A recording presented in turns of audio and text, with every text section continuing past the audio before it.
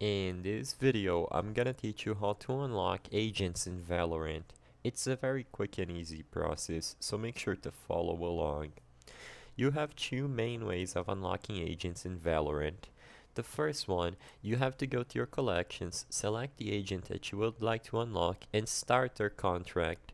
Once you select Activate from the contract page for that agent, you can check your progress by clicking on them and seeing the XP you've acquired for each tier. As you can see, you have to reach a certain tier to actually get the agent. Previous tiers will only give you mostly visual or cosmetic stuff. To go up these tiers, you need to get XP, and the quickest and easiest way to acquire XP while playing is by doing your daily and especially the weekly missions. This is the free way of unlocking agents, but as you can notice, it takes some time because you do need to grind a lot of XP in order to properly unlock the agent, and you need to activate one agent contract at a time. If you want to pay to unlock the agents, you can just buy Riot points to unlock them with ease.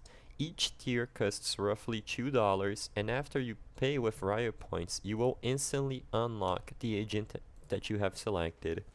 Both method works, you just need to choose between a free or a paid method. I hope I was able to help you on how to unlock agents in Valorant.